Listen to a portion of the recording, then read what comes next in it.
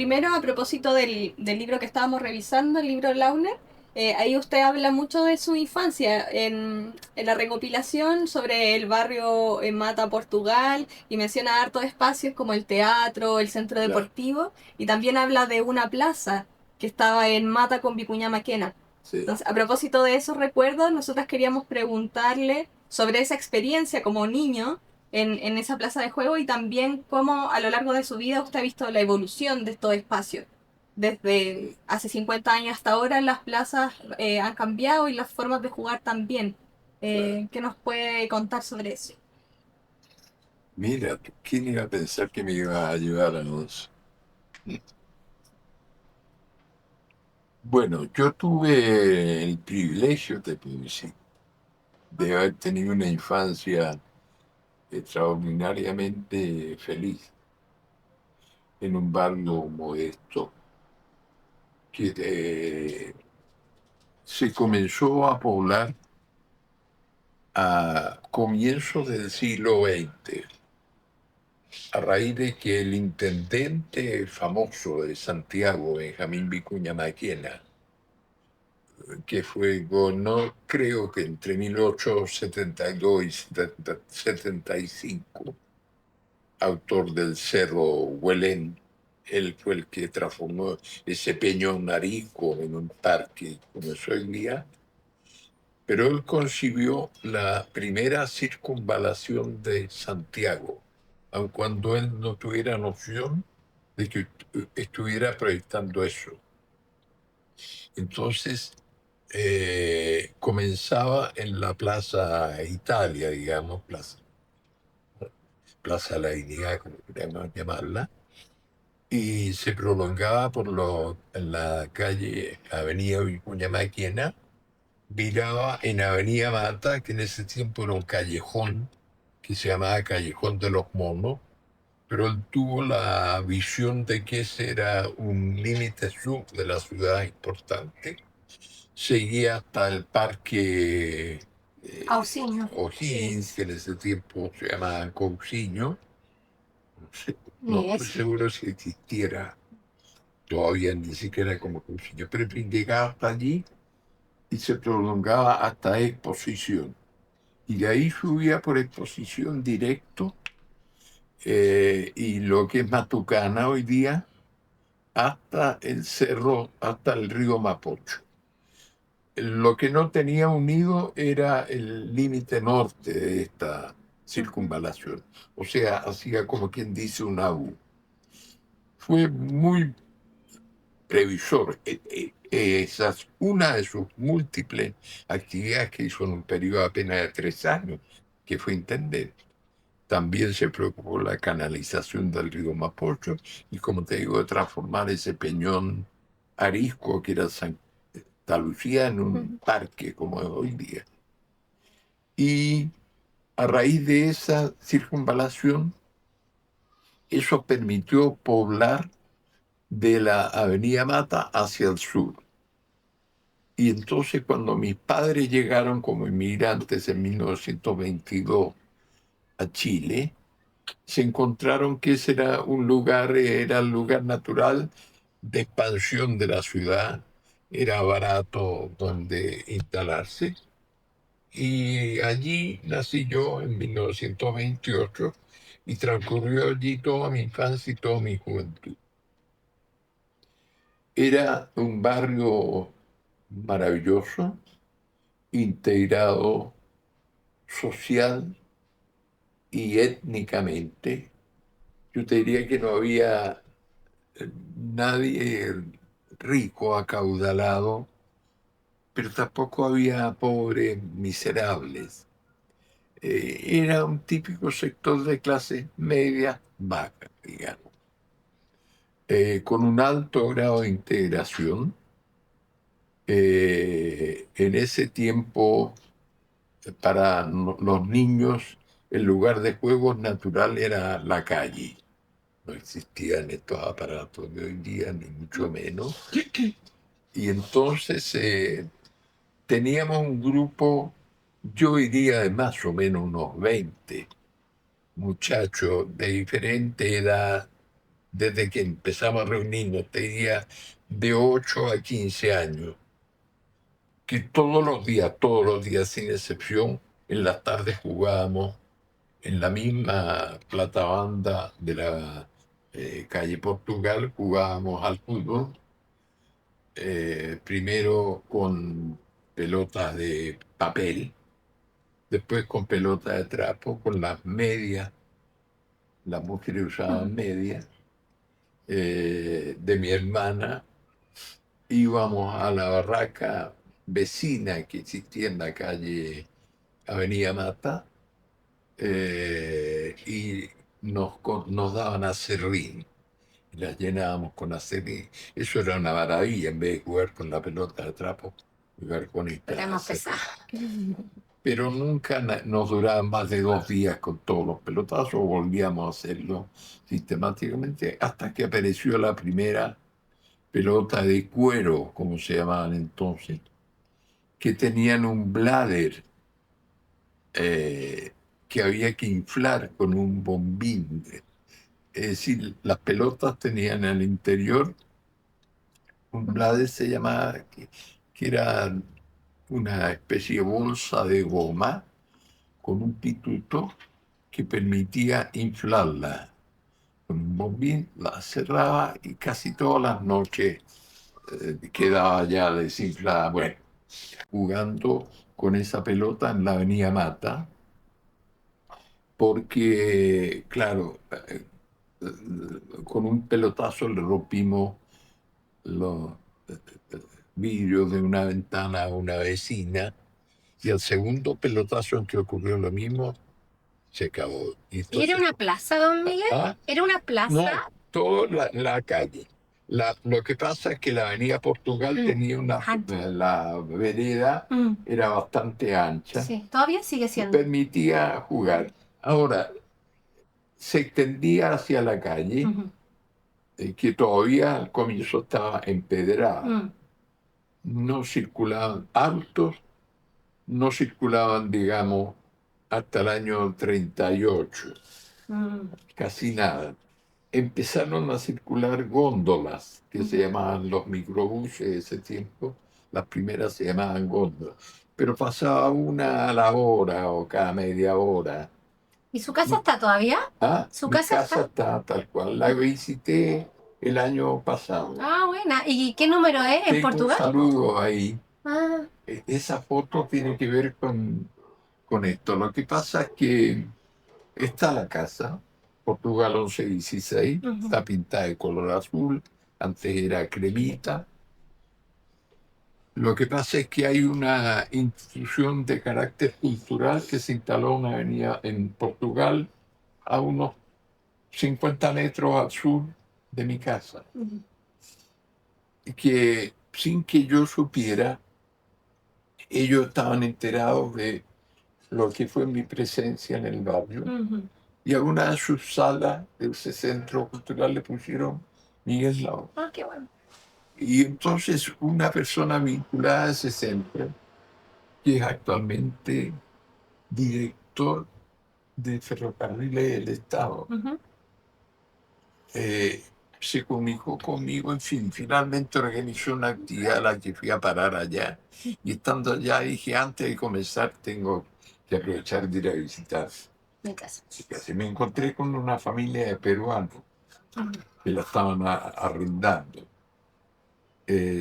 Estaba casi igual, eran muy pocos los cambios y me resultó muy emocionante y muy agradable la familia. Después ellos, enterados de que iba a haber una actividad, pasos de ellos, ocurrieron.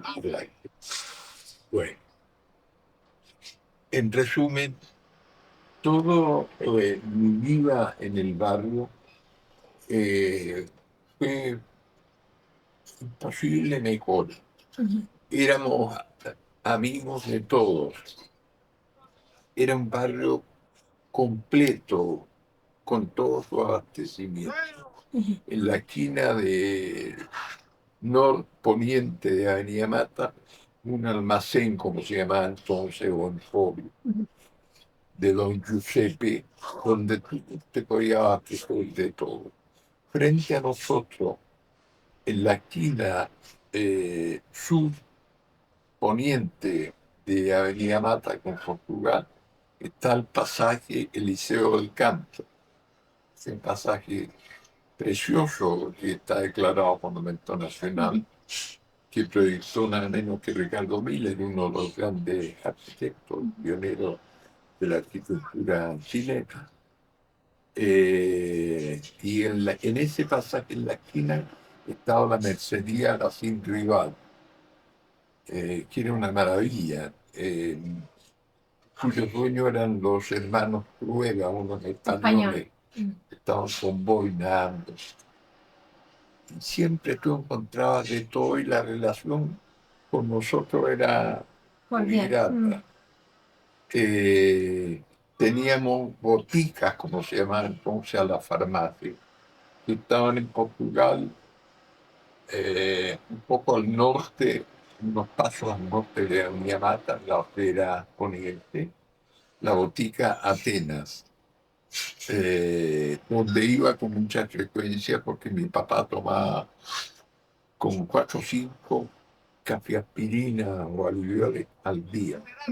Cuando yo ya crecí, yo iba a comprar eso. Todos éramos amigos, los parroquianos que había, atendían, me conocían en el país. Después, el centro de las actividades del barrio era una peluquería. ¿Ah, sí? ¿Por qué? Que se llamaba Peluquería Gallardo, por el nombre de su propietario. Estaba ubicada en Avenida Mata, la acera norte de Portugal, unos 50 metros hacia... ¿Cómo se llama la calle que sigue ahí? El hecho es que esa peluquería era muy singular. Tenía como 5 de esos asientos que hoy de repente algunos consiguen, que con una palanca se pueden subir o bajar o tirar. Y Gallardo, el mismo dueño, era uno de los peluqueros, los otros eran empleados de él. Era un recinto alargado en que en una pared estaban los asientos, en la otra estaban sentados todos los parroquianos. Entonces tú llegabas allí y eso era lo más pintoresco que puede haber, porque todo el mundo estaba hablando. Todos se conocían, o casi todos, podía de repente aparecer alguien no conocido, ¿no? Entonces era el comentario obligado de lo que había pasado en el barrio. ¿Qué empleado que estaba pololeando con un Paco se había cansado, qué sé yo? A espaldas de la peluquería, dando a la calle Porvenir, pero cuyo límite tocaba con la peluquería, había una de las casas de putas más distinguidas de Santiago en ese tiempo.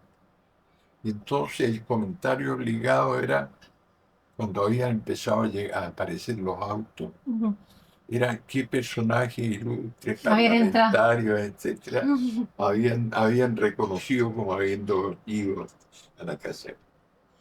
Todo eso era una conversación en la que participaba todo el mundo mientras estábamos en la peluquería. Pero tú como niño ibas. A los que estaban, bueno, yo no participaba, yo era niño, escuchaba, de repente hacía algún comentario, pero todos eran muy pintorescos, estaban hablando a los que estaban cortando el pelo o afeitando. Oyente obligado. Estaban hablando los peluqueros y estaban hablando todos los que estaban sentados. Si todo el mundo se conocía, era el barrio. Rara vez llegaba algún pájaro nuevo, todo el mundo quedaba mirando. Al final tenía que identificarse porque era incomprensible, era una vida maravillosa. Y allí eran todas las novedades que habían ocurrido en la semana. Y Cómo habíamos perdido los equipos de básquetbol del barrio, total, no los de fútbol. las niñas y las mujeres se juntaban en ese lugar o eran otros espacios No, en de general mujeres? no había, era de varones. Sí. Hay que reconocer que en ese tiempo, efectivamente, la segregación de las mujeres. Yo no justo hablar de segregación, pero la participación de las mujeres era diferente. Por ejemplo, el caso nuestro, los niños, de los niños. Sí. Los varones jugaban fútbol y las mujeres también jugaban en la vereda, un poco más alejada de nosotros, jugaban al luche, que eso es saltar con una tiza marcando en el piso o saltando la cuerda. ¿Tu hermana estaba en Mi eso? hermana estaba involucrada. Y Y después todos íbamos, ya un poco más crecidos, a la matiné del día domingo en el cine Portugal, que estaba en 10 de julio, esquina de Portugal. Eso era obligado, todos. Íbamos en patota al cine. Y como niños el juego era así, espontáneo, como con lo que tenían, la tiza, la cuerda, la pelota, exacto. pero no había un espacio como con columpios, resbalines en el Bueno, que se reunieran. la Avenida Mata, sí. En la Avenida Mata misma, la platabanda central era muchísimo más ancha de lo que es ahora. Con motivo del Mundial de Fútbol del 62, que tuvo lugar en Chile, la Avenida Mata, francamente, la platabanda central la estrecharon bastante, con el objeto de abrir la calzada de Avenida Mata, tanto en uno como en otro sentido, eh, para facilitar el flujo hacia el Estadio Nacional. Y hay que recordarse que también por la Avenida Mata circulaban los tranvías. Circulaba el tranvía 33, que venía desde Vicuña Maquena, doblaba por Avenida Mata, seguía hasta el Parque Cousiño, por Blanco Encalada y no sé bien dónde era su terminal. Y regresaba por la parte sur de la Platabanda, o sea, por la parte norte, viajaba en dirección al poniente, regresaba al oriente por la Platabanda sur. Era una fiesta para nosotros, el tranvía también, lo usábamos mucho. Nos entreteníamos malo, eran tranvías eléctricos que tenían un brazo para tocar contra la línea eléctrica porque no estaba la electrificación por abajo y no había unos cables. Entonces los tranvías tenían un brazo con una rueda que iba deslizándose por el cable. Entonces nosotros nos entreteníamos malo en pescar por detrás del cable y sacarlo, con lo cual quedaba paralizado el tranvía y arrancaba. Y en esa plata blanda, o sea, plata banda más ancha, ¿había algún juego? ¿Tú te acuerdas que En hubiera la un juego? esquina, efectivamente, tal como tú prestaste atención, en la esquina, al llegar a Vicuña Maquena, entre Vicuña Maquena y Santa Elena, Ya. era un gran juego infantil, pero muy pronto se cerró con reja Ya. para evitar un poco el conflicto con el con el tranvía.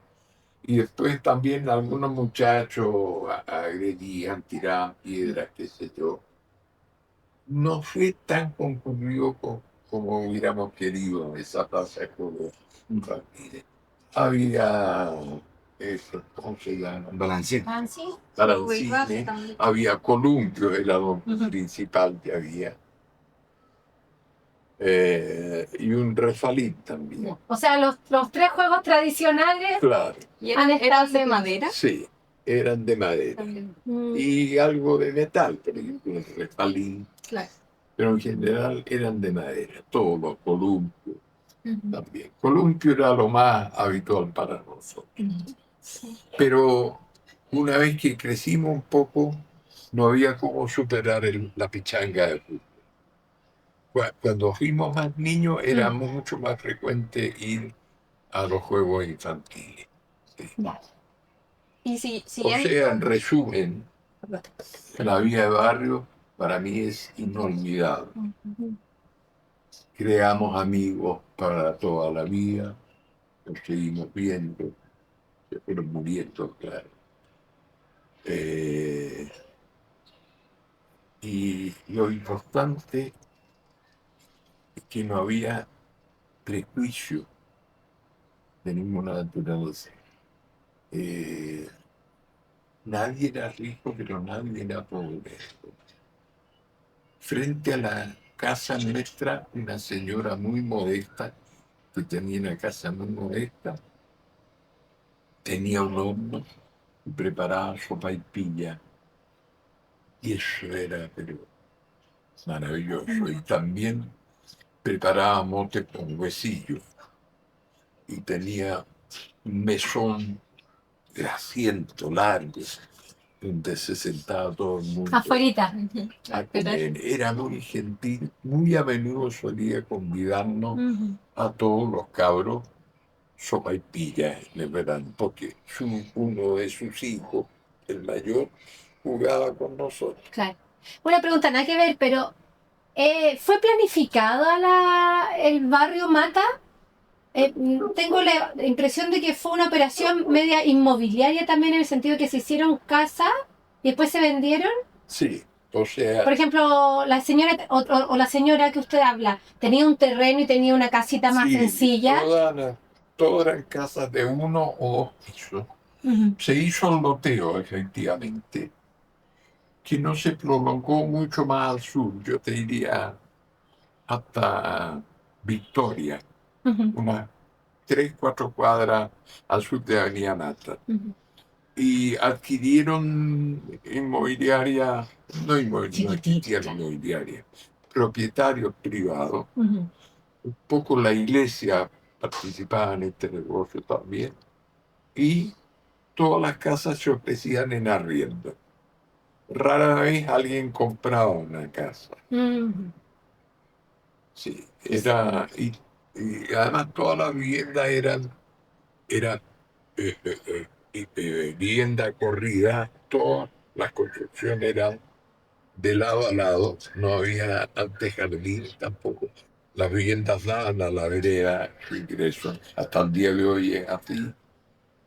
Y de una arquitectura en algunos casos bastante noble, eh, con cierta calidad, con balaustres, eh, sí, la fachada, te diría, ¿Y cuidado. su familia era propietaria o la No, arrendaba también? siempre fuimos arrendatarios. ¿Y a quién se la arrendaban? Se lo arrendábamos a un propietario que se llamaba Eichen, de una familia que después conocí a uno de sus, que fue un poco compañero de generación mío, arquitecto, con Miguel. quien trabajé en la corte, Miguel Eichen. Sí. Ah, perfecto. Un tío de él era dueño de la vivienda que mi padre arrendaba. Pero esa casa, por ejemplo, el señor Eiken, ¿era dueño de una casa o tenía harta? No, varias. Ah, claro. En general eran propietarios de 2 o 3 casas, la mayoría. Ya. Vamos a hablar. sí. Tendrán mucho. Sí, pero muchas gracias No. por este repaso por su infancia y muy bonito lo que usted menciona de haber tenido una infancia inmensamente feliz en contraste con, por ejemplo, su paso por Isla Dawson, donde pudo vincularse con estas hijas de los comandantes, Sí, cuya infancia fue totalmente distinta. Y a propósito de lo que usted también diseña en los juegos de culturas que, claro. a propósito de lo que venimos aquí también, ¿cómo fue la relación con ese comandante que usted en algún momento dice que él le encarga los juegos y usted conoció alguna vez a las niñas, las vio jugando? ¿Cómo surge esa idea de diseñar este espacio? Bueno, como tú sabes, nosotros fuimos internados en la isla Dawson. Yo pertenecía al grupo de las altas autoridades del gobierno, en general exministros, rectores de universidad, parlamentarios, senadores, ¿sabes? Y yo quedé en ese grupo, que fue de alrededor de unos 36, 40 personas. En la isla Dawson fue confinado un gran número de presos políticos de Punta Arenas, que pueden haber oscilado entre 600 a 800 personas. Y a nosotros, estos 40, siempre nos mantuvieron aislados, al margen, evitando el contacto con estos compañeros. Bueno, estábamos sujetos a un régimen de trabajo forzado. Ya desde que llegamos, en cuanto arribamos, no teníamos idea de dónde estábamos y nos trasladamos en una casa de noche desde Punta Arenas, donde nos llevaron hasta Encapuchado, y ahí en una casa que nos supimos su destino a las 6 de la mañana del día 15 de septiembre del 73. Bajó la plancha, la barcaza, descendimos y estábamos pisando nieve. Obviamente sabíamos que había sido embarcado en Punta Arenas, a donde nos habían llevado en avión, pero en qué lugar estábamos, ni la más remota idea. Después de gritos, imprecaciones, etcétera, recoger la modesta valija, equipaje que traía cada uno, marchamos hasta que llegamos a un lugar donde evidentemente había instalado un destacamento militar que se llamaba la Compingín. Compingín es Compañía de Ingenieros Militares de la Armada.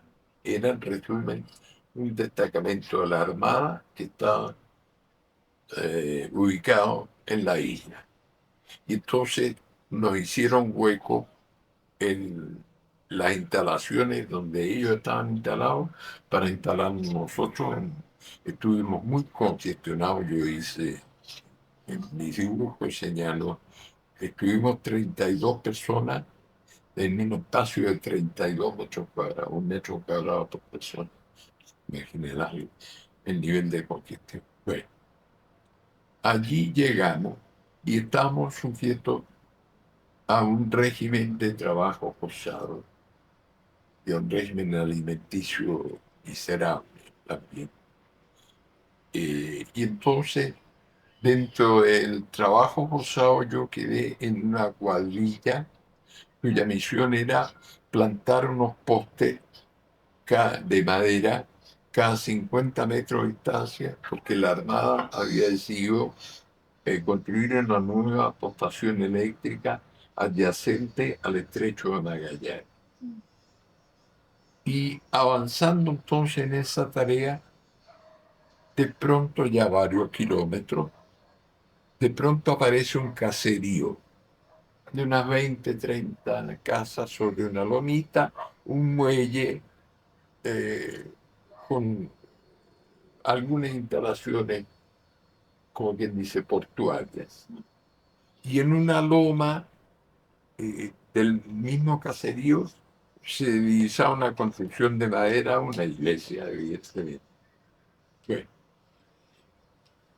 a la pausa del almuerzo, al sargento que estaba a cargo de nosotros en ese momento, le pedí, le pregunté, ¿eso qué? Me dijo, bueno, me han dicho que una iglesia que está abandonada, no sabían 30, 40 años.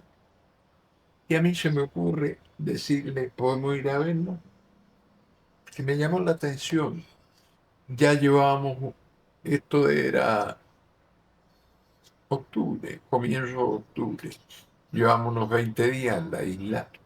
Ya habíamos sufrido las lluvias torrenciales realmente que jamás vemos aquí en Santiago, pero un régimen curioso porque nunca eran lluvias prolongadas, eran lluvias que duraban 45 minutos, máximo una hora, se disipaban, se abría un cielo maravilloso, azul, pasaban unos nimbus, unas nubes, a una velocidad que jamás vas a ver aquí. Vientos realmente de tal naturaleza que a veces marchando a nuestro trabajo tropezábamos, caíamos por la fuerza del viento. Es decir, una naturaleza de una hostilidad, una fuerza increíble. Y se observaba esa construcción razonablemente bien en pie, con tantos años abandonada. Entonces se me ocurrió decirle a Sargento, podemos ir a echarle un vistazo a la pausa del almuerzo. Muy bien, me acompañó. Y entonces me asomé por las ventanas, estaban todos los vidrios rotos, casi me degüello. Ay, Era el piso, pero había cualquier cantidad de porquerías. No se podía divisar la madera porque estaba lleno de papeles, bultos, sacos. Todavía se divisaban restos de ratones muertos. Bueno, me metí porque estaba sobre el piloto, construía sobre pilotes de madera. Me deslizé por debajo para observar las fundaciones tan razonablemente bien conservadas, pero estar abandonada tanto tiempo. Y de pronto en unos matorrales divisamos como, se veía como una pieza grande de hormigón, ¿no? Pintada blanca, sucio, claro. Le pregunto al sargento, ¿y eso qué? No tengo idea, me dijo. ¿Podemos sacarla? Total, él afortunadamente era de la zona, andaba siempre con una hachuela al cinto, pequeñita. ¿qué una chuela? Una hacha, Hachuela, ah, hachuela, ya. una hacha pequeñita, Ujú. para desbrozar, porque los matorrales de calafate, el calafate tiene una espina de calado, no te puedes acercar. Ya. Abrió todo y con gran esfuerzo sacamos este macizo, lo ponemos de pie y resultó ser un pedestal con un busto.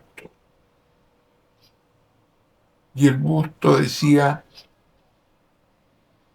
Monseñor Fañano, evangelizador de Onas, Huiliches y Yaganes, fundó aquí la misión San Rafael, Mira. 1892. Yo miro, ¿no?, la iglesia y digo, esto es un monumento nacional, está en el lugar más austral del planeta y está abandonada. Y ahí me surgió la idea, si ya estamos obligados a ese trabajo forzado, que le planteara al comandante por qué no nos dedicábamos a restaurar la iglesia. Volví donde los compañeros, me llovieron las tallas cuando planteé eso. Judío converso, ah, eh, eh, comunista renegado, Claro. qué sé yo.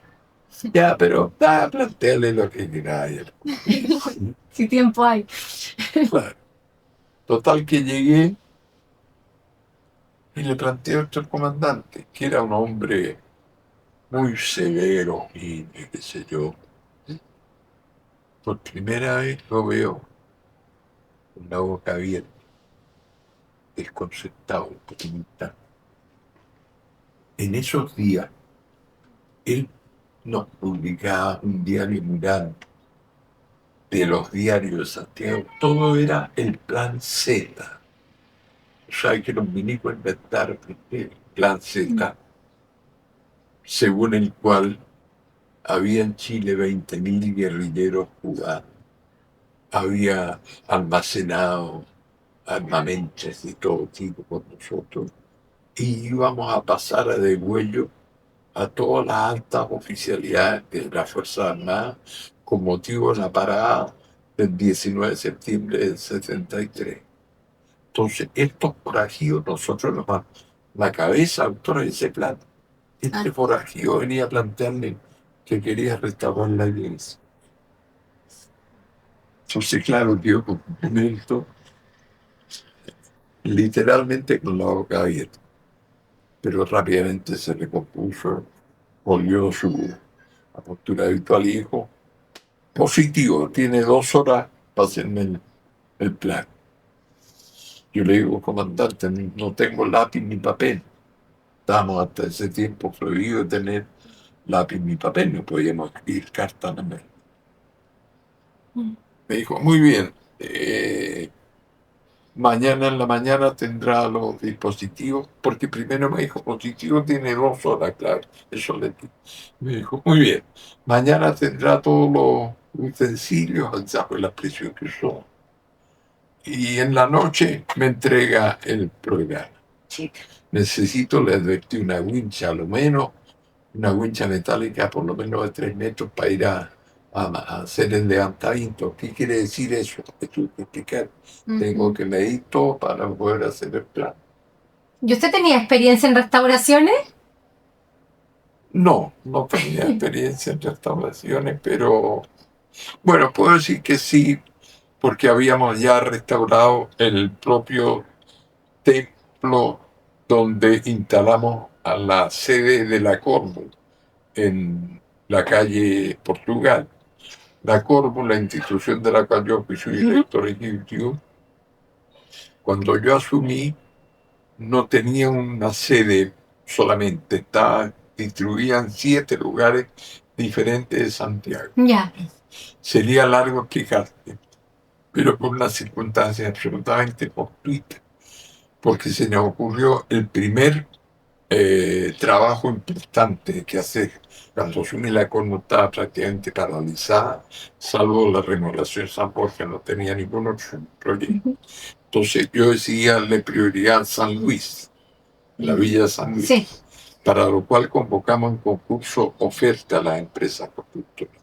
Como había tan poca trabajo, se presentó cualquier cantidad de propuestas. No había dónde colgar los planos para apurarlo. Entonces el propio director de la Corpo me dice, oye, mira, nosotros estamos demoliendo un lugar, no me dijo que era una iglesia, un templo.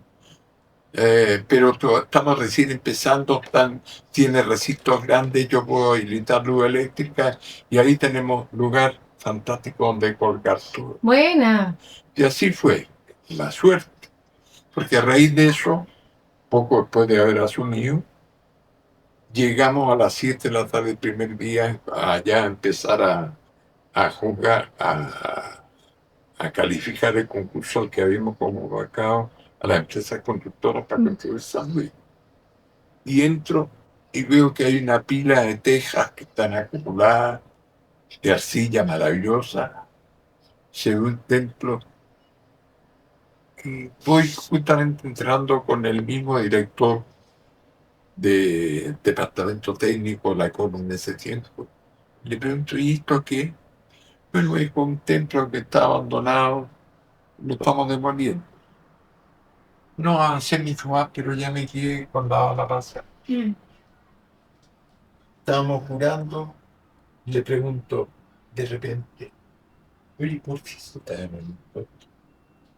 Y que me dijo, como al lado había 2 torres del tipo San Borja que existen ahí mismo donde hacer ¿Ya? un proyecto que se tituló Parque del 900. Entonces me dijo, es que estas torres necesitan estacionamiento. Entonces estamos moviendo el claustro para que sea una playa de estacionamiento. Y eso me explicó en la noche. Yo me quedé con la hora pasada y le dije, oye, mañana a las 8:30 terminamos jurado. Sí, efectivamente. Regresamos al día siguiente. Ya lo vi, ya pudo entrar con luz, web y todo. Me pareció absurdo. Lo primero que le pregunté me dijo, ¿por qué se estaba moliendo? Ahí me dio esta explicación. Y yo demostré la vereda al frente, casas miserables, de un piso ahí por la misma calle. Podemos comprar la manzana entera esta, que está molida para estacionamiento. Y con estos, a mí me parece que tenían todos los patrimonios, porque estaban molida. Total, él misma me dio la idea, se ve que no estaban tan plenamente convencidos. ¿Sabes? Mira, a lo mejor, si estudiamos ahí me explico, yo tampoco sabía, la Colmo está en 7 casas diferentes de Santiago distribuidas. A lo mejor, si estudiamos ahorrando los arriendos y concentrar toda la comunidad local, se puede amortizar la inversión para el restaurante. Ya le dije, tenía 2 días para hacer el... Y aquí están los utensilios. Llegó y efectivamente era el discutir. ¿Y fue una sede? Se acabó. Ah, ¿Y fue la sede de la Colmo? claro, en 3 años se amortizaba el valor de la reconstrucción. ¿Todavía existe ese lugar? ¿Ah? ¿Existe ese lugar? Existe, el templo está maravilloso. ¿Cuál es? Tengo fotos preciosas ahí. ¿Dónde está el claustro? La Universidad Mayor ahora, ¿o no? Está entre Santa Victoria y Marín, Ah, en sí. la avenida Poniente. Precioso. Sí. Quedó Está la maravilloso. Universidad Mayor ahora. ¿Ah? Están las torres, son Sí. las dos Hay torres. 2 torres ahí. Hay claustro entre medio. Que después se lo hizo SEMA Chile. Ese mismo lugar. Claro, o sea, después se apropió la Lucía Iria. Sí. Te puedo contar cómo se apropió. Y los utensilios que le pasó el comandante finalmente fueron el lápiz, el papel y había Bueno, un chavo. entonces, No, pero está súper bueno. Yo no sabía eso. el día siguiente me llegó con un cuaderno escolar, con lápiz, una goma, un sacapunta, los típicos artículos escolares de una persona, un niño, niña que está en la educación primaria. Y con eso, en ese cuaderno hice el levantamiento y a raíz de eso comencé a dibujar. El primer dibujo se fue. La misma escuela que se los voy a mostrar lo tengo colgado ahí en mi escritorio. No sé si se lo mostré la vez pasada. No, sí, no habíamos tenido. Ya lo vamos a ir a ver. Y ahí midiendo. Es el único original que guardé. Todo el resto se los entregué al Museo de la Memoria. Y ahí medía con su cuerpo, no había wincha. Ahí era No, vasos. él me trajo una wincha. Ah, le trajo una wincha. Claro. Medí todo. Ahí les voy a mostrar, tengo en la computadora el detalle, cómo hice el levantamiento, se ven todas las cosas que numeré. Y después conseguí que me diera 2 pedazos de papel de envolver, que lo unimos con un scotch, y conseguí más o menos una lámina de este tamaño, con la que dibujé 2 plantas, la planta de primer piso y una de los exteriores y detalles. Y se lo entregué. Y a raíz de eso empezamos a trabajar. Disculpe, ¿la gruta que había una gruta afuera? ¿Ah? ¿Había una grutita afuera o no? Sí, había una grutita. Ah, esa es original también. Claro. Y este caserío que estaba alrededor de la iglesia, ahí vivía gente y Sí, eran. ahí vivía el personal de la Armada que estaba destacado en la isla. Eran todos Naturalmente vinculados. tenía sus niños. Claro, pero todos vinculados a la Armada. No, todos estaban vinculados a la Armada. Todo era personal de la Armada, no había nadie civil, digamos. ¿Ya había algún registro de que hubo presencia de pueblos originarios ahí? Por supuesto, ahí está el cementerio, donde se ven todavía, está muy mal, muy descuidado, y hasta el día de hoy no sé cómo está, pero está declarado también cuando hicimos la gestión para declarar monumento nacional a la iglesia Sí. y al campo donde estuvimos detenidos Sí. en Río Chico, también el cementerio de la iglesia, que alcanzamos a conocer estando en Puerto Cabello. Estaba muy descuidado, no sé cómo estará ahora, pero también fue declarado monumento nacional. Ahí se ven muchas sepulturas, porque finalmente llegó una misión salesiana del padre Fagnano, que aparece el busto. Entre otras cosas, diseñé un pedestal para el busto, todo se ha hecho, y diseñé una plazuela adelante. Sin mi conocimiento se ha hecho todo eso, se hizo después, porque ellos conservaron los planos y hasta el día de hoy no me los quieren devolver. La Armada. Bueno, el hecho es que evidentemente, bueno, pasó eso, hicimos el trabajo en la iglesia. El 8 de diciembre, Sí, sí, para el Día de la Virgen. unos días atrás, Sí. que escribí al respecto, cuando se cumplieron 50 años de la restauración de la iglesia. No el de 8, el día 6 de Ah, diciembre, el comandante me llama y me dice, mañana no van los presos a trabajar a la iglesia. Va todo el personal, todo el destacamento, el pelotón, 100 fulano, a trabajar bajo sus órdenes, porque la iglesia se inaugura el día 8 de diciembre con motivo de la festividad esta, y hay unos niños que van a hacer allí la primera comunión. qué rápido fue, octubre, noviembre. Entonces, Sí. trabajamos un mes muy intensamente, no terminamos, Ujú. quedó casi todo inconcluso, pero el interior quedó perfecto. No te puedes imaginar cuando empezamos a raspar con los pedazos de vidrio rotos de la ventana, Mm, el piso, con los compañeros en cuclillas en el suelo, sí. raspando rectores de universidades, ministros y todo, y empezó a aparecer el rojo encendido del coihue, todo era coihue. Eh, y se entusiasmaron y trataban lo más rápido posible de avanzar, así como en la pega de plantar los postes o las otras, limpiar charcos, etcétera. Tratamos como buenos presos de sacar la vuelta. Mm. Podíamos haber plantado 6, 7 postes en un día, nunca plantamos más de 2 o 3. En cambio, en la iglesia era frenético el trabajo porque nos había restituido la dignidad. Era una tarea que nos habíamos autoimpuesto nosotros mismos. Precioso pintar el techo con azarcón. Medí todos los, los ventanales, tenían cuadriculados. Y hice un dato, ventana A, vidrio A1, A2, A3, A4, A5, así cada uno 23 por 32, tal, tal.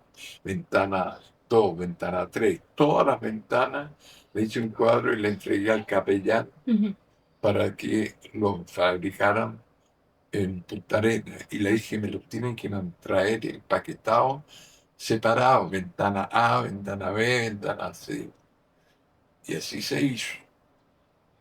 Después en el cielo, del alero, descubrí raspando con los vidrios que había tenido colores Ajá. multicolores, pintado rojo, blanco y amarillo.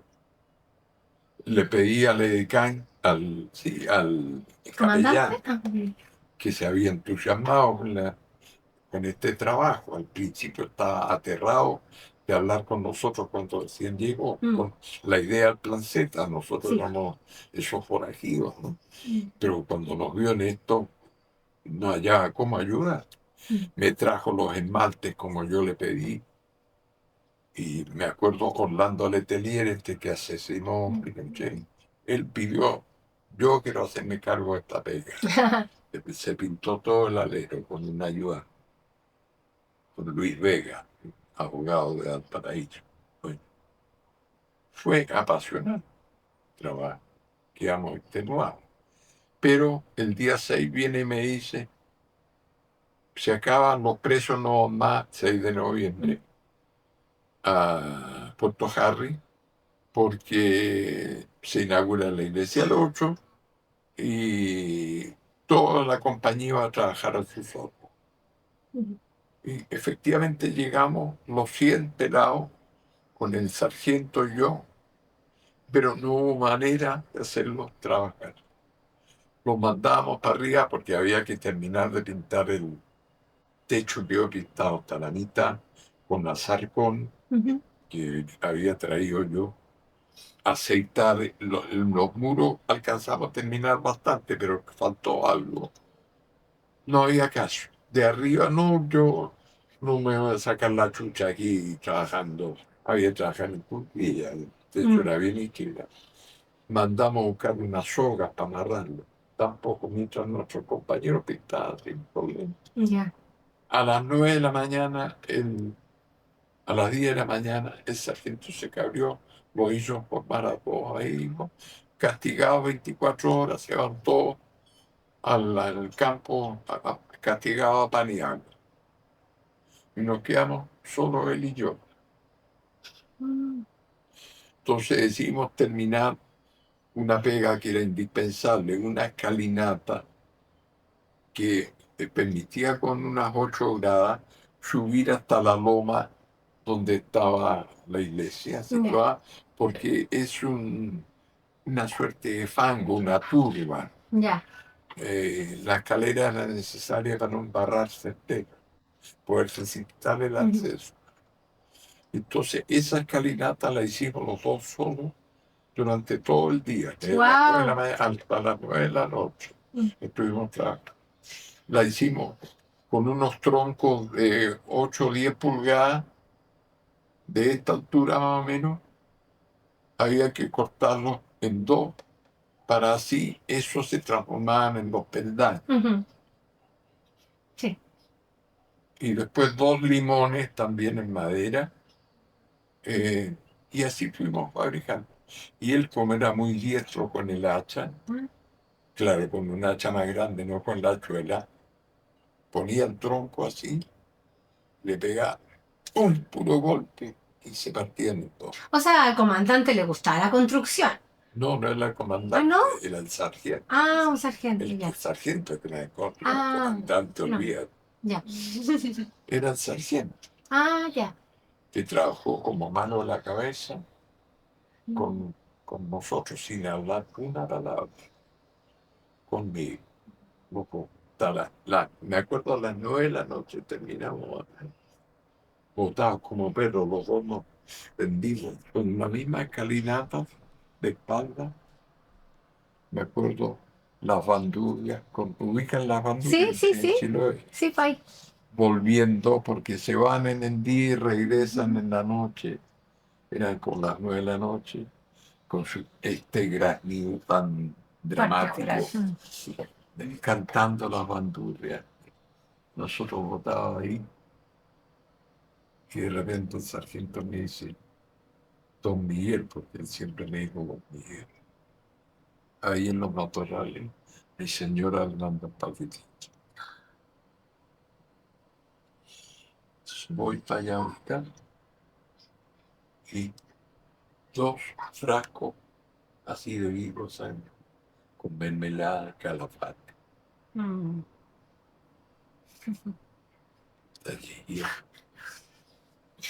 le di las gracias, como que tú me querías. Allá y cuando vamos, pescamos un jeep, los dos, de vuelta a las 9:30 de la noche más o menos al campo, y el camino es harto malo, y lo dije yo con mis 2 frasquitos aquí, iba demasiado rápido y me trato de llamar la atención y lo miro y le están cayendo las lágrimas. Con la que me cago, no le dije nada. Y yo me puse también a llorar. ¿Cómo se llamaba él? Nunca me quiso dar.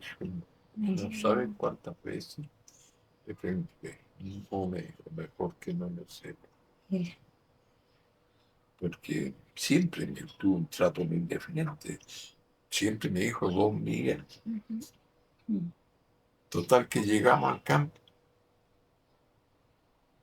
entró con el jeep hasta la mitad, abrió la puerta, se mandó a cambiar y me dejó solo. Tuve que salir yo con mis 2. Tenía que cruzar 2 guardias para llegar hasta compañeros. Estaban todos ya a las 10 de la noche encerrados en la barraca. Pero los guardias eran de los mismos pelados que en la mañana habíamos mandado castigados. Y yo decía, perfectamente. Me hicieron pasar, llegué a la barraca con los 2 frascos. Todavía la mayoría está despierto, Puta, me pasé de un lado para otro, pero empezó la gritería.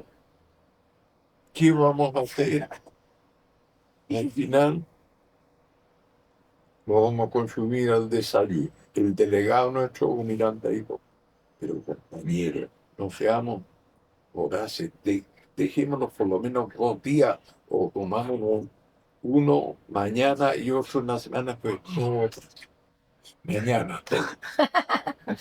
Y al día siguiente, porque nosotros para el desayuno era una taza de té con un pan pelado, sin nada, ni mantequilla, ni nada, olvídate.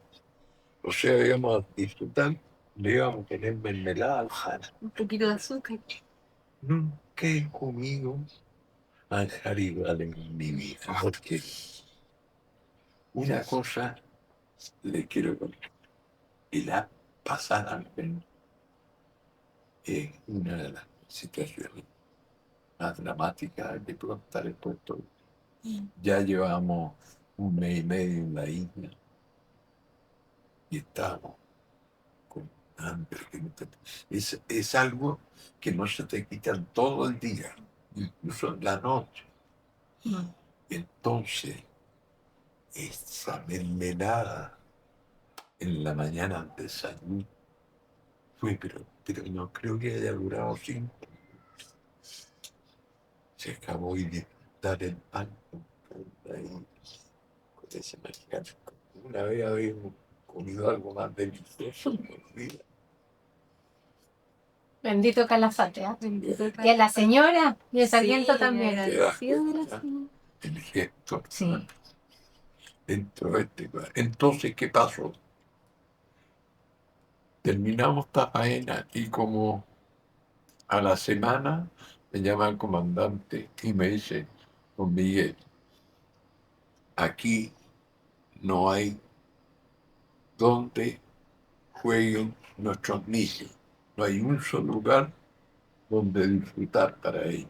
Entonces, me gustaría, me llevó incluso a Puerto Harry.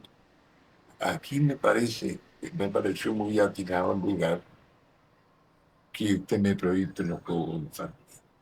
¿Qué lugar eras? Como en el centro del... Ahí en el el caserío caserío. de Puerto Harry. Ujú. Anexo a las viviendas donde ellos tenían.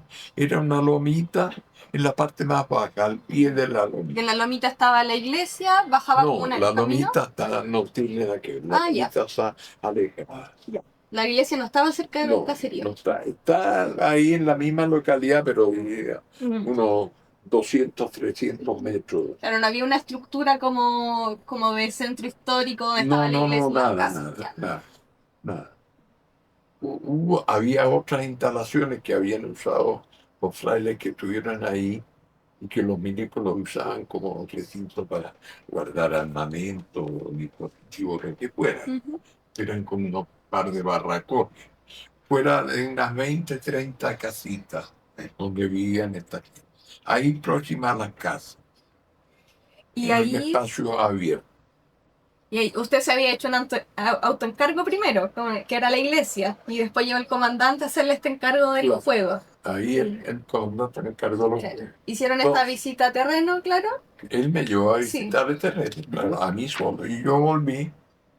Y entonces ahí lo pensé y hice esa reflexión que le he enviado a usted, los niños, como decíamos nosotros, nacen para ser felices. Y hay que pagar lo que significa. A pesar de que en el fondo era para favorecer a los Hijos de. hijos de los que tenían confinados en la isla, me pareció lícito hacerlo. Y ningún compañero me hizo una observación, a pesar de que tampoco yo divulgué a grito pelado este encargo. Y entonces lo dibujé en ese cuaderno escolar famoso que me había pasado para hacer el levantamiento. Que allí están también estos dibujos. Dicho sea paso, yo en ese cuaderno al Museo de Memoria Ya. y se conserva ahí como un tesoro, Sí. porque así como mis cuadros están colgados en una estantería normal. Pero ellos tienen como una cómoda con unos cajones para guardar artículos de un valor especial. Si tú quieres ver el cuaderno, va una funcionaria que se pone unos guantes blancos, a ver, ya, y no te permite a ti ojear, sino que ella ojea y te va mostrando. Porque yo un par de veces hay gente que ha venido acá, por ejemplo, de Dinamarca, que conoció la historia donde yo estuve conociendo la historia de España, vinieron para acá y quisieron verlo. Yo los acompañé y ahí se lo mostraron. Y ahí esta Y ahí selección, están los dibujos y otras cosas que hay en el cuaderno.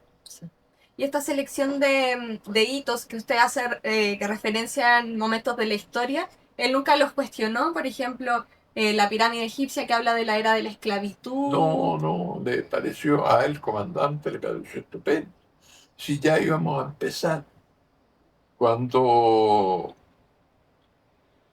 digamos, hablamos un día y me dijo, el lunes empezamos. Y como a los 2 días llegó el suboficial mayor, con quien yo había contraído una relación especial, que me dijo, cagaste, no se van a poder hacerlo.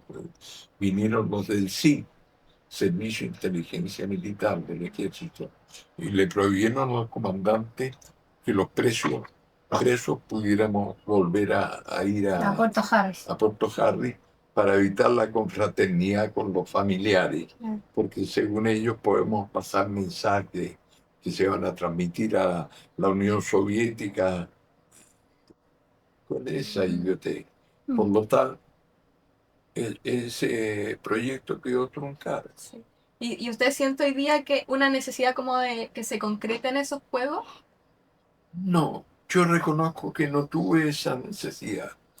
Lo que ocurrió fue, los juegos quedaron ahí en el olvido, sin mayor problema. Cuando a mí me designaron en el año 2019, es decir, Premio Nacional de Arquitectura, en la Facultad de Arquitectura de la Universidad de Chile, que me rindieron homenajes, me pusieron libros, y todo, me pidieron que diera una charla a la comunidad, a los estudiantes, a los profesores, todo. Y a mí se me ocurrió, titulé la charla, que la tengo, en PowerPoint, que se llama Un arquitecto en prisión, donde yo muestro todo, porque yo me saqué la cresta trabajando como arquitecto, tanto en Dawson como en Ritoque, donde estuve tenido, hice cualquier cantidad de trabajo o dibujos. Y cuando presenté esto, presenté los dibujos de los juegos. Yo me di cuenta, cuando estaba en la sala, del impacto que generaban, porque, por ejemplo, un par de personas se pusieron de pie a tomarle fotos.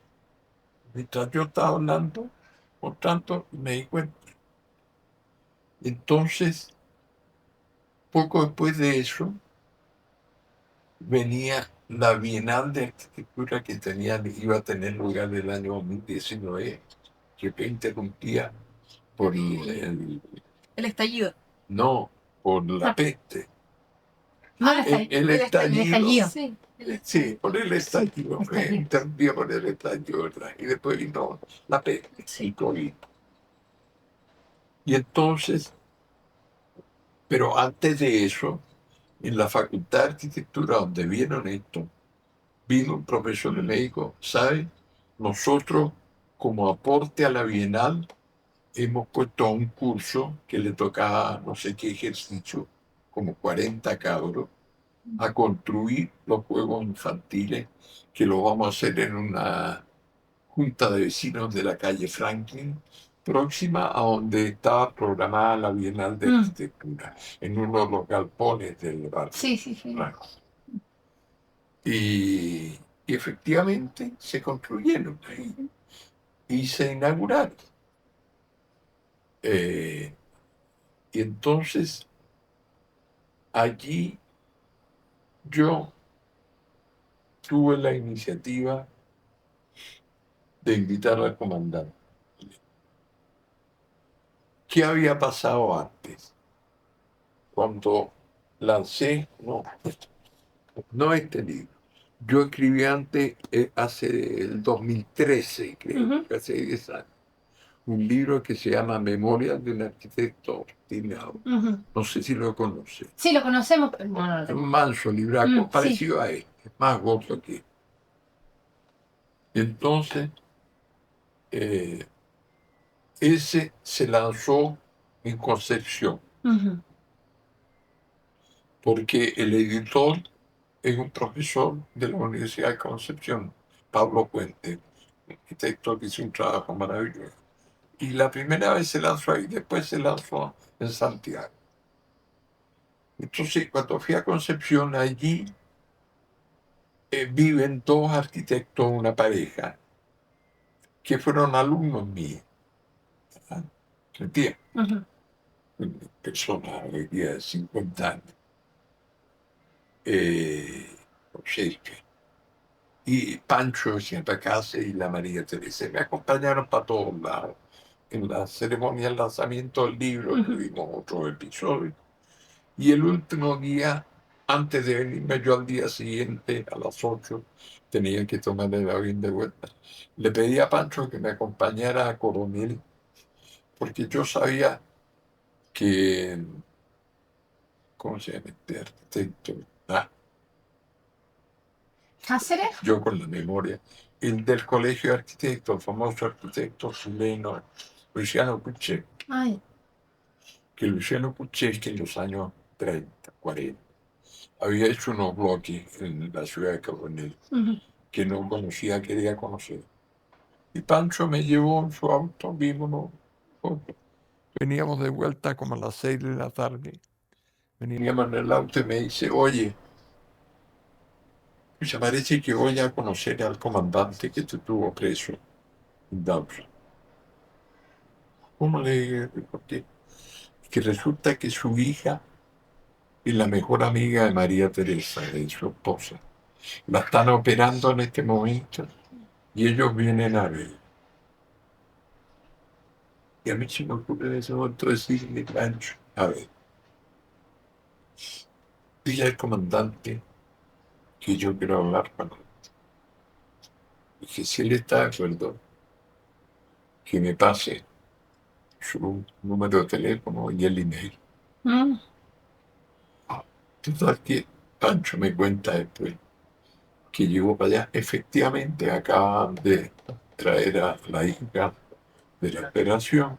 Estaban en la sala ahí con la María Teresa. Estaban en... Pancho dice, yo le da abierto acá ese cumple. Ya, de repente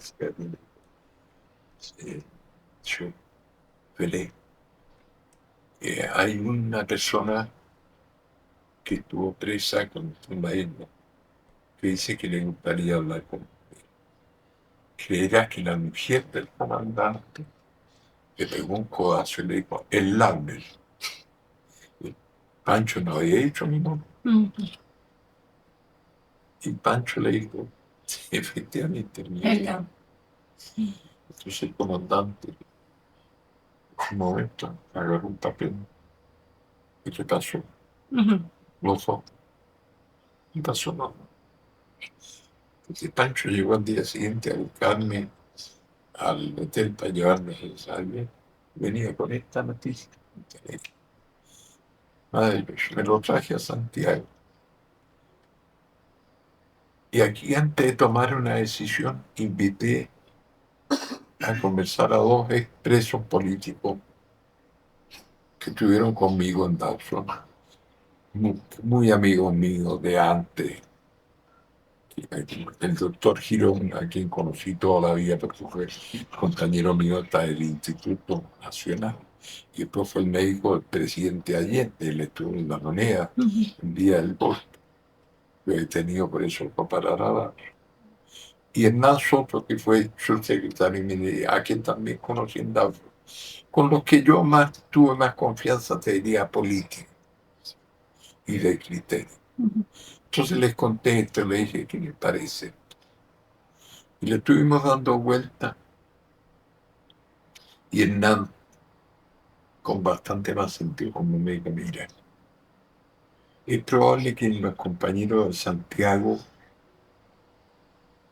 no se hayan molestado, pero los de Punta Arenas, que fueron tratados 10 veces peor que nosotros, aunque, ojo, nunca por el destacamento del comandante, sino que siempre venían los del Servicio de Inteligencia Militar, que eran los que practicaban las peores torturas de las acciones más letales. Pero bueno, Pero usted, ¿qué quería, qué buscaba al contratar a este comandante? yo quería conversar con él sobre lo que había sido nuestra estadía en la isla y la relación que habíamos establecido. Sobre la experiencia común en el fondo. Sí, Mira, este que se anduvo desguayangando en el movimiento. Perdón. Gracias. sí, porque al final yo establecí con él una relación especial. Mm. ¿Sabes? Entonces finalmente no- Y convinimos que no era Prudente. recomendable, porque los compañeros, sobre todo Punta Arenas, con los que teníamos y seguimos manteniendo una relación especial, no lo iban a entender. Y ya era difícil que pudiéramos mantener el secreto este contacto, pero ella me había conocido de República Dominicana. Y además todo trasciende. Sí, era una bomba, Sí, pues. preso, la boda y al lado. Bueno, Pero, don Miguel, lo que decía ¿le gustaría que se construyeran o ya cree que no es necesario ¿cómo? que se construyeran los juegos en Puerto Harris?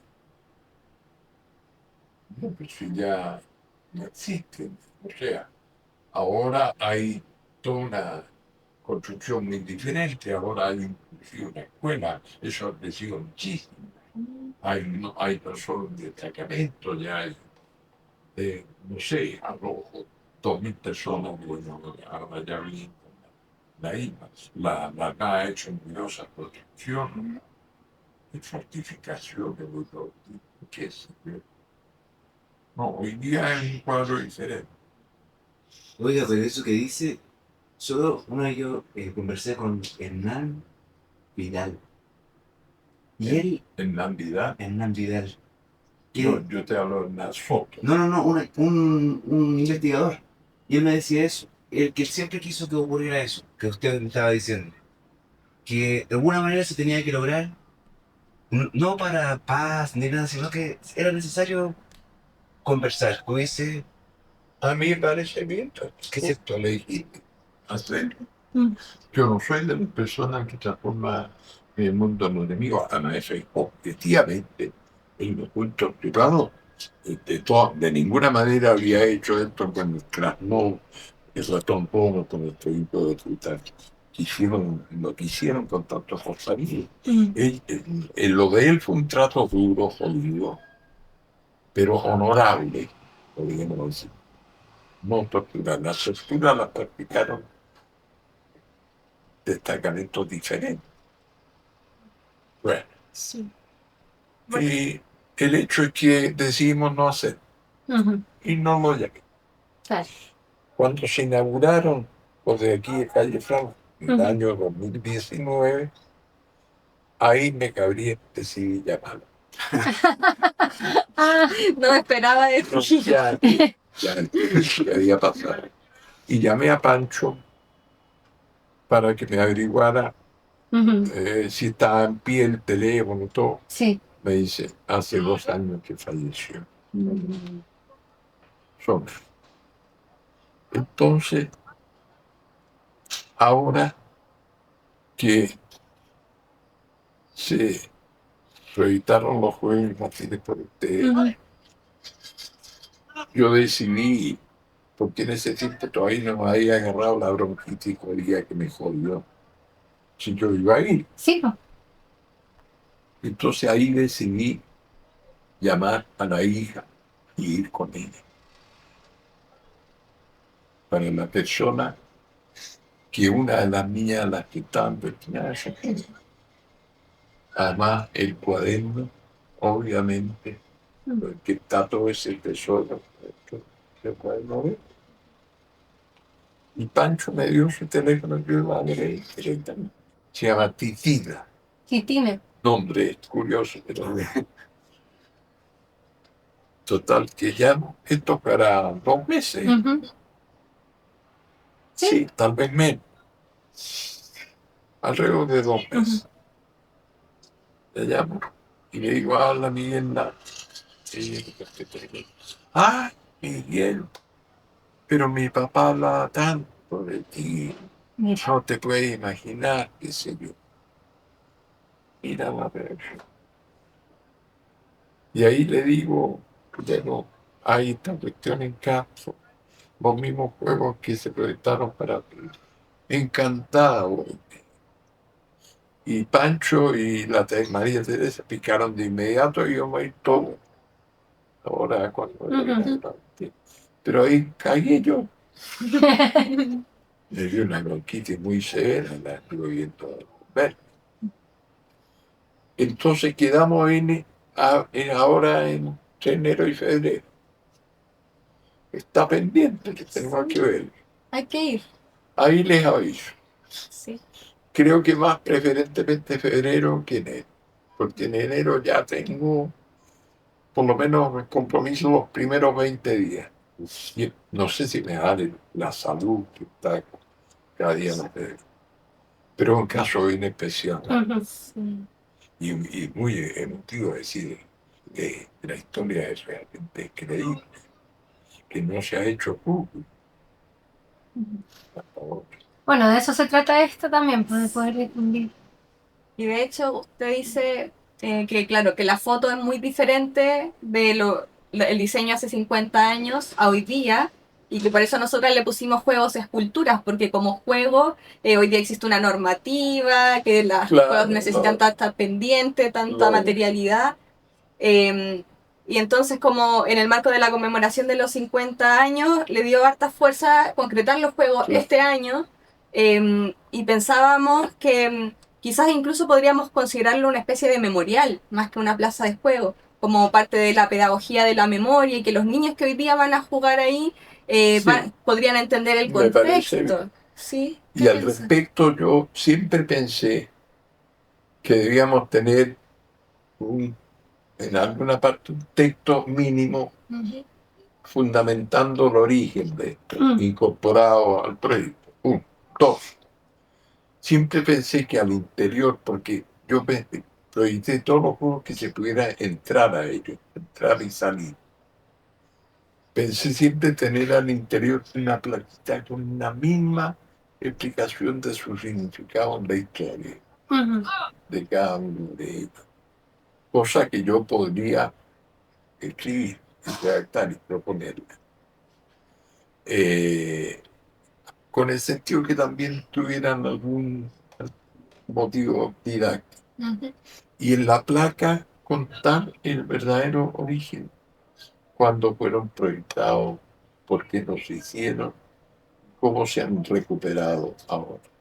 Y el significado histórico que tienen efectivamente de un momento tan particular en la historia de Chile, con todas sus contradicciones, porque tampoco no hay bueno y malo. Ponte tú el sargento. No saben los esfuerzos que he hecho por ubicar.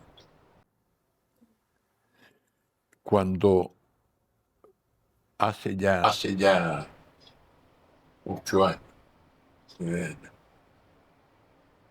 y más o menos, yo me gané un concurso para concluir el Museo de la Memoria y los Derechos Humanos en Punta Arenas, que es la habilitación de una vieja casona de valor patrimonial ubicada en la avenida Colón de Punta Arenas, el corazón de Punta Arenas, donde todos los presos políticos de Punta Arenas fueron todos torturados.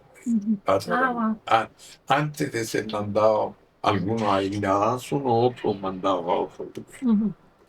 Bueno, cuando fui ya la primera vez con los planos realizados y todo, pedí reunirme con el comandante de la Armada de esa época. Ujú. Y le expliqué lo siguiente, le dije, quiero dos cuestiones le quiero pedir. Uno, yo hice esos planos con un papel que me facilitó con la esa época. Se los han dejado aquí en la Armada Ujú. y a mí me parece que eso es de un alto valor histórico. Yo todos mis minutos los he donado al Museo de la Memoria porque eso es patrimonio de la historia de Chile. Y quiero que usted me entregue esos planos nuevos nosotros para que usted los mantenga en el futuro. Ujú. Muy bien, me dijo, lo vamos. Segunda solicitud. Solicitud. En el trabajo de la iglesia jugó un gran papel un sargento de la Armada que nunca me quiso dar su nombre. Mm. Yo tengo interés en poder entrevistarlo para que le entregue un testimonio que nosotros grabemos hoy día Mm. de lo que para él significó la restauración de la iglesia y poder tener ese testimonio en el museo que vamos a construir. Ujú. Sí. Muy bien, me dijo, vamos a averiguar. Hasta ahí la reunión. Pasó un tiempo y yo fui a esa reunión junto con la asesora urbanista de la Municipalidad de Punta Arenas, que fue la que dirigió, bajo el punto de vista de Municipal. la municipalidad, el trabajo que hicimos nosotros, una mujer maravillosa, una profesional excelente. Fui con ella. Pasó como un mes, la llamó por teléfono. Avísele a Miguel que desgraciadamente el sargento ese falleció, así que no puede atender. Mm. Entonces yo le dije a ella, mira, obviamente esa información la obtuvo su familia. Dile, por favor, que me dé los teléfonos para conversar con sus amigos Mm. al respecto. Nada, se negaron Mm. a entregar esa información. Hasta el día de hoy. No lo consigo. Los planos que parece increíble. No, porque mira, entreguen, ¿has visto cosas más? ¿Qué valor estratégico tiene? Mm. O quizás se les Son, perdieron. bajo el punto de vista de patrimonio histórico, son un tesoro. Son hechos en las condiciones que fueron hechas. En general, a mano alzada, son bonitos. Yo tengo aquí originales, porque es original, tengo fotografías, porque mira lo que son las cosas. ¿Por qué tengo Sí. los datos de esos planos? Debe haber sido el año 2005.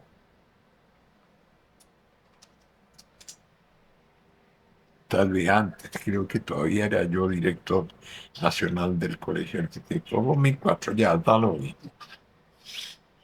Me llama el director, el Colegio de Arquitectos tenía una revista de arquitectura Ujú. que publicaba ocasionalmente. Me llama por teléfono y me dice, oye Miguel, escucha, vamos a publicar el proyecto que tú restauraste de la iglesia que restauraste en la isla Dawson y quiero que me escribas una columna.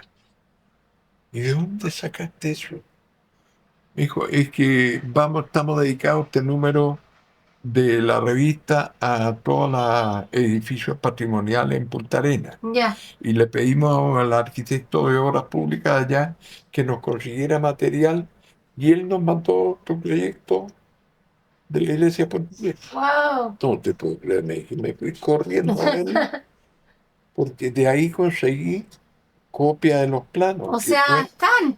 No, o sea, el La hombre copia. mandó una fotografía, Sí, de la que sacó de los originales en Punta Arenas. sí. Se la mandó. Y esos son los que yo tengo. Yo no Wow. tengo los originales. No, pero por lo menos existen. O sea, No, hay sí, claridad de que existen. Por algo tan Claro.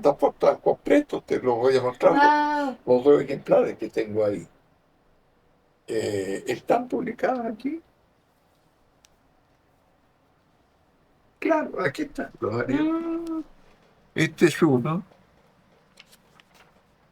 y este es el otro. Wow. Son bellos. Aquí tú ves cómo se ve el scotch con que unimos pedazos de papel. Claro. ¿Se fijan? ¿Y ahí está la escalera Este que es el usted hizo? levantamiento, ahí está la escalera esa donde estuvimos tendidos.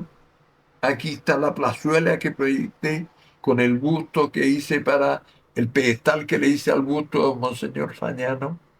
No es que proyecté, esta es la iglesia. Yo proyecté todo este paseo, plazuela, terminando en una plazuela, y aquí está el busto de Fañano. Y estos eran unos pastelones que íbamos a hacer nosotros mientras estábamos allá. ¿Y de qué material eran los pastelones? Era de hormigón. Ah, ya. Iban con piedras de diferentes colores y además ves tú, aquí están los detalles. Cómo va a hacer el busto de Fañano. Aquí está el busto. Y le hice todo este pedestal. Bueno, todo esto fue hecho más o menos 12 años atrás, sin mi conocimiento, siguiendo los planos. Esto es desgraciado y no me los entregan. Bueno, esa es la historia. Don Miguel tiene, para que nosotros tengamos más pega, solo para eso. ¿Tiene algún proyecto inconcluso? ¿Cómo que? ¿Usted tiene algún proyecto que no hizo, que no terminó de hacer, que quedó en diseño? Bueno, la restauración de la casa de Punta Arenas. No se terminó, se hizo al final. No se hizo. Ahí hubo mala suerte, francamente. Esto no es mío. No es mío, no es mío. Ya. Eso fue una desgracia. Una desgracia. Entregamos todo absolutamente completo. Eso fue contratado por la Municipalidad de Punta Arenas. Cuando entregamos, hacía como un mes antes, habían habido elecciones municipales y por primera vez en muchos años había salido electo un alcalde momio. No sé si es Renovación Nacional o no sé. Y el proyecto se había hecho entero con la municipalidad. La municipalidad había recibido. Tengo la recepción del director de la municipalidad. Estaba el expediente listo para convocar a profetas. La municipalidad lo iba a hacer. Y el gobierno regional, que en ese tiempo era de la Michel, el primer mandato de la Michel, decidió quitarle al alcalde momio que hiciera ese trabajo de restauración. Se lo entregó a Obras Públicas, la Dirección de Obras Públicas de Punta Arenas, sin que nosotros supiéramos nada de esto. Y la Dirección de Arquitectura de Obras Públicas consideró que el expediente no cumplía con los requisitos que ellos piden para sus postulaciones, que no son los mismos que pedía la municipalidad. Más fácil en la multa. Cosa que no nos dijeron nunca nosotros. Tampoco nunca supimos que lo habían entregado. Nos intrigó que nunca llamaban a la propuesta. Esto fue en noviembre del 14. La Michel entregaba su mandato en marzo del 15. O sea, se pudo haber perfectamente convocado la propuesta y asignado. La Michel más aún había hecho un programa de apoyo a las zonas extremas del país, tanto Arica como Magallanes, y había puesto presupuesto destinado a diferentes obras, incluido el museo en Punta Arenas. Y el presupuesto que estaba asignado calzaba con el presupuesto oficial que nosotros habíamos hecho. No había ningún inconveniente. Pues no, Obras Públicas objetó que los planos de arquitectura no objetó nada, pero instalaciones sanitarias faltaba esto, que en las instalaciones eléctricas había este problema, que en el cálculo de estructura no estaba considerado esto. Pero de todo esto nos enteramos nosotros 6 meses después. Y se acabó. asumió Piñera y olvídate. Y hasta el día de hoy ¿Y esa casa existe? ¿Es monumento nacional? es monumento nacional, pero ha sufrido ya 2 incendios. Está casi imposible. Ah, wow. ¿Y ese proyecto con quién lo hizo usted? Lo hice con los cabros que tenía de colaboradores entonces, Marco Vidal y otros. Con Marco sigo viéndome hasta ahora, porque yo dejé la oficina hace ya 5 años. Pero el proyecto que absolutamente completo, precioso. Tengo también un PowerPoint en que explico el proyecto. Es uno de los proyectos más hermosos que he hecho, con una museografía, pero brillante, brillante, una postura. El museógrafo ganó un honorario mayor que lo hace. Pero estábamos felices. ¿Y otros proyectos relacionados con niños o jóvenes desarrolló en otro momento de su vida? ¿O en Dinamarca? ¿Participaste en Dinamarca otras actividades? No, me dediqué a proyectar. Fue solo clases.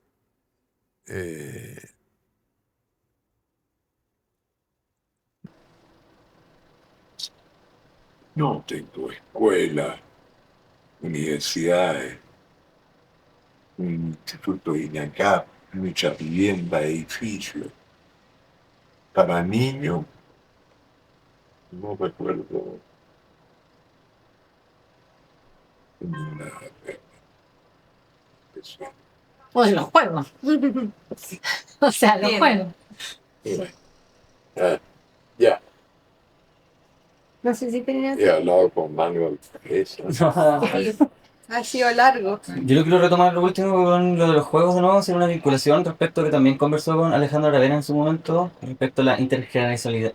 Sí, hablé, tuve una reunión muy bonita Sí, con Aravena. y volviendo como a los juegos, y también no sé si en la Colmo habían arquitectas, mujeres. ¿Cómo? En la Colmo habían arquitectas, mujeres en la época. Había, por supuesto. Y ver, vincularlo con este trabajo que después de 50 años hoy día una arquitecta joven esté como retomando y que haya rediseñado y llevado este proyecto de los juegos allá a Castro. ¿Qué sensaciones te da eso? Que sea además de intergeneracional, sino que también el género femenino juvenil esté como empoderándose dentro de este espacio y que lleven un proyecto tan importante también allá y que usted comandó, yo ahora entiendo la historia también, pues, obviando también la historia con el comandante y la mermelada. ¿Qué sensaciones le produce este recambio generacional y No, lo que este bueno, proyecto también? me parece admirable la preocupación de ustedes, francamente. Admirable y haber recogido esta idea de que al final es tan noble, ¿no? Tan legítima, bajo mi punto de vista. Yo creo que les mandé decir en el gobierno nuestro ese cartel precioso, los niños nacen para ser felices, o la felicidad empieza por los niños, que verdaderamente nosotros practicamos todas las obras que hicimos, teniendo una preocupación especial por los niños. Y yo nunca tuve, cuando el comandante me solicitó eso, cuando lo proyecté en la isla, tampoco lo comenté demasiado con el resto de mis compañeros, pero con estos amigos míos, que digo, cuando que pues, por supuesto lo hablamos y todos tuvimos de acuerdo que era legítimo. Y que estaba seguro que los compañeros lo iban a hacer con la misma pasión con que habían trabajado restaurando la iglesia. Claro. No tengo ninguna duda. Pero no sé bien. Qué bonito pensar que no pasó, pero que en otros escenarios podría haber Claro. pasado ¿No? que esos prisioneros hubieran construido esos juegos. No es que 50 años después Sí, esta idea ha como florecido, ¿no? sí. Se acaba de hacer uno de ellos, la pirámide, Mm. aquí en la calle República, en Santiago. La semana pasada fui a la inauguración. Ya. Lo hizo una comunidad, hay un edificio precioso en República, esquina de Gay, que se llama Remodelación Sí. República, que fue un edificio icónico que proyectó la Corby en los años 50 o 60, Ujú. no me acuerdo bien, se conserva muy bien, Sí. grande y es una comunidad muy activa. Había una plazuela que daba a la calle Toesca, no Toesca, la calle, la calle, Solea.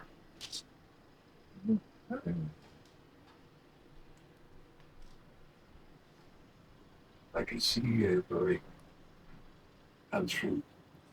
Y aquí, Ujú. creo que llegué. Ya. Ya. Bueno, es decir, un espacio de cerca, sí estamos, digamos, unos 80 metros, de unos 15 a 18 metros de ancho. Y la comunidad del propio edificio restauró, la dejó preciosa, estaban terminando los trabajos. Y entre ellos incorporaron una pirámide, pero la hicieron más enana, con un objetivo importante, parece un ley. Y ese paso que ellos restauraron, las cosas le hicieron, ocasionando que se vean ganado, eso, Es una situación acá. habían logrado que ya no quedara nadie y un poco para evitar que subiera. Entre otras cosas, tomaron la iniciativa y cortaron la iglesia, que me la hicieron un tamaño más pequeño. Como todo esto para evitar que alguien se metiera a vivir ahí, porque la hacemos como que la tierra Y una casita. Es una casita. se va a poner una carpa encima y va a ir Sí. feliz. Sí, de hecho, la versión que hicimos nosotros, que sí está en las medidas que proyectó usted, la hicimos más translúcida. Sacamos piezas de madera para que se pudiera ver desde dentro hacia afuera, También. porque sí, el miedo de los vecinos era el mismo. Don Miguel, para ir cerrando, tenemos la carta. Ah. La carta que... ¿Se acuerda que ayer le mandé una carta diciendo que usted pudiera ceder los derechos? Sí. Para cuando nosotros postulamos a los fondos, Sí. usted nos hizo esta misma carta, como de cesión de derechos de autor. Está bien. Entonces ahora esta es una carta un Te poco firmo más... lo que sea. Es lo mismo que mandamos ayer, es un poco más amplia para que personas de diferentes comunidades puedan construir Muy el bien. juego o los juegos. Y la idea es que la podamos subir como a la página web y que estén los planos as built, los planos de cada uno de los juegos. Y de esa manera podamos colaborar y seguir reproduciendo la importancia del juego entre los niños y las niñas, pero también la importancia de recordar y de la memoria, especialmente en este año que ha sido tan importante para nuestro país. Muy bien. Sí, yo Con quería mucho dejar gusto. una de esas que cada uno de ustedes firme también, chiquillos, porque somos como los testigos de fe de que permite esto después poder que otra gente postule a fondo y puedan utilizarla. Sí, y quizás como última cosita y para darle un cierre a propósito de esta conversación que ha ido desde la memoria hasta la educación, la infancia, yo quería preguntarle dónde se funda su esperanza en el futuro en medio de todo lo que pasa en el mundo cada día que de repente es esperanzador y a veces catastrófico. No, Y pasando por un si, periodo sí, trágico. y si tiene algún mensaje también para los niños. Claro, lo que pasa hoy día en la humanidad no tiene nombre. O sea, objetivamente, yo te diría que este año comenzó el colapso de la humanidad, salvo que se tomen medidas de verdad para detener este deterioro ambiental inexorable que lleva a la extinción del ser humano. No el planeta va a sobrevivir y probablemente en 50 millones de años más va a surgir otro Homo sapiens que va a necesitar unos 60.000 años para llegar a cierto grado de inteligencia.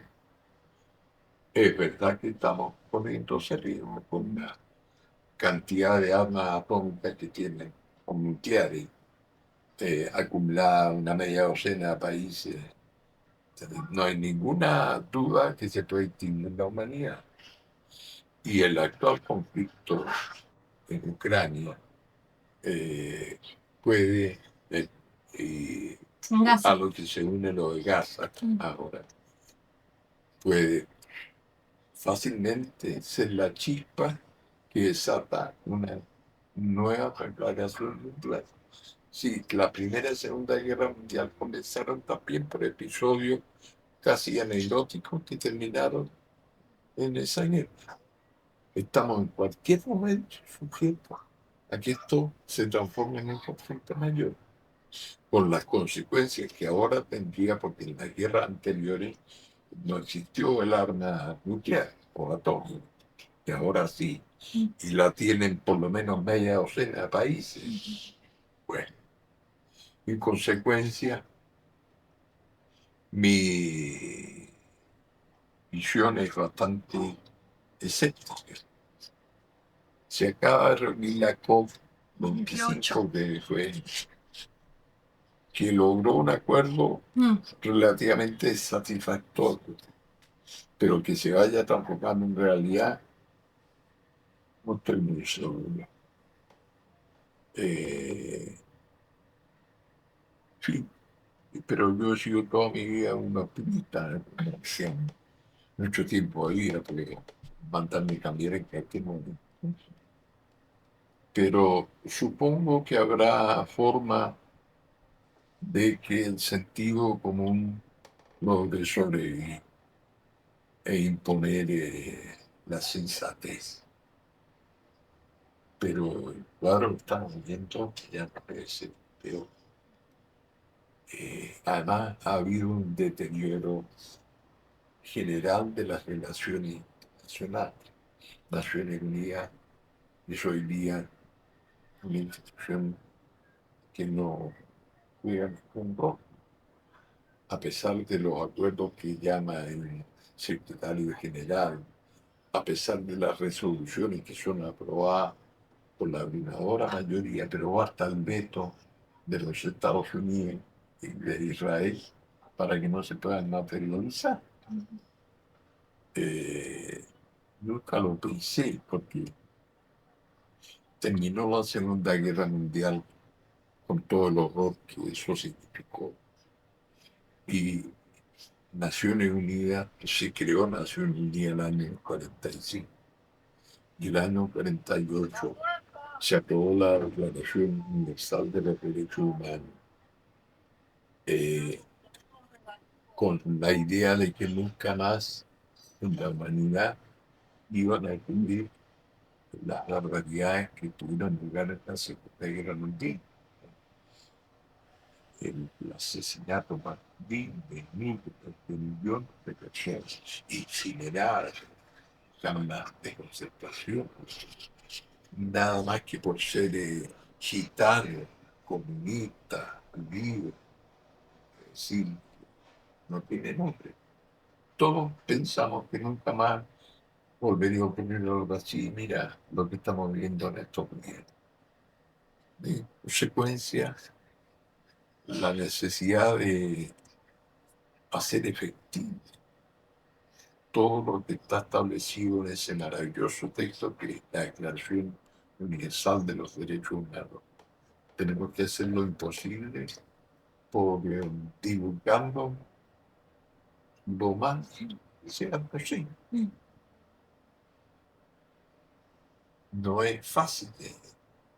El dominio de los medios de comunicación por los grandes clanes económicos ha transformado mucho la información. Ahí está la iglesia cuando fuimos al 2003. Ahí está, terminada. Esto sí, el alero que nosotros lo habíamos pintado todo con los colores que yo había descubierto, los milicos lo dejaron todo blanco, qué sé yo. Pero bueno, pero ahí está tal cual. Y no se alcanza a ver la escalinata que todavía estaba aquí, que permitía subir a esta ladera.